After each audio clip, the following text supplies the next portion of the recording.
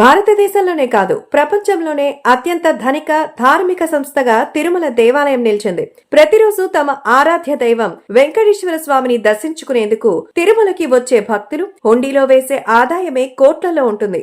ఇక దాతల విరాళాలు, లడ్డూలు, తలనీలాల అమ్మకం వంటి పలు మార్గాల ద్వారా తిరుమల తిరుపతి దేవస్థానంకి ఆదాయం వస్తుంది. ఇలా ఇప్పటికే ఆ తిరుమల వెంకన్న రిచెస్ట్ దేవుడిగా గుర్తింపు పొందారు.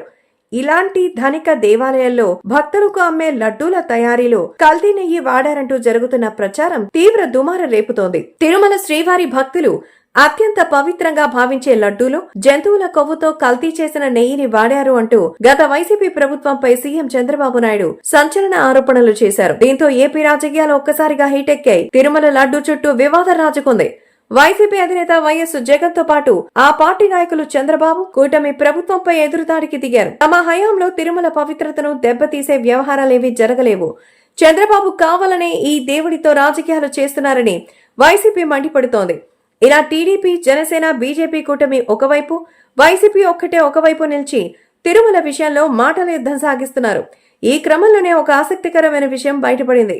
సాధారణంగా మార్కెట్లోకి కిలో నెయ్యి ధర 1000 రూపాయల పైనే ఉంది. కానీ తిరుమలకు కేవలం 300 నుంచి 400కు నెయ్యి ఎలా సరఫరా చేశారు? ఈ ధర కూడా కల్తీ అనుమానాల్ని మరింత పెంచేస్తోంది. కానీ ఏమాత్రం కల్తీ లేకుండానే స్వచ్ఛమైన నెయ్యిని ఫ్రీగా కూడా ఇవ్వచ్చు.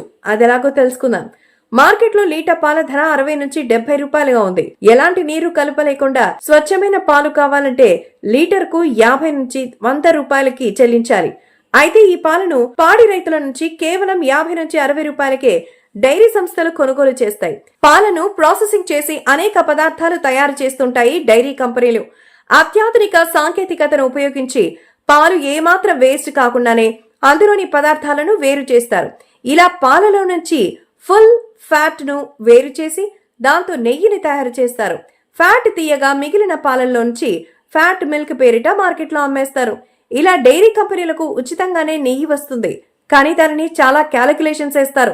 అయితే నెయ్యి తయారు కావాలంటే 30 నుండి 40 లీటర్ల పాలు అవసరం అవుతుంది. 1 కిలో నెయ్యికి మార్కెట్లో ఎంత తక్కువ అనుకున్నా కిలో నెయ్యి ధర 1000 రూపాయల పైనే ఉంటుంది. సగటున ఒక 30 లీటర్ల పాలతో కిలో నెయ్యి తయారు చేశారనే అనుకుందాం. ఆ విషయంలో ఆ లో ఫ్యాట్ మిల్క్ ని 70 రూపాయలకి లీటర్ చొప్పున అమ్మినా 2100 రూపాయలు వస్తుంది. అంటే రైతు నుంచి 50 రూపాయలకి కొనుగోలు చేసి 70 రూపాయలకి అమ్ముతున్నారంటే లీటర్ పై 20 రూపాయల లాభం, 30 లీటర్లపై 600 రూపాయల లాభం.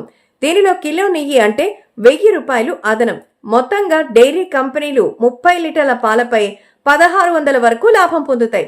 అందువల్లే తిరుమల వంటి ఆధ్యాత్మిక సంస్థలకు నెయ్యి అతి తక్కువ ధరకి సరఫరా చేయగలుగుతున్నాయి డైరీ సంస్థలు.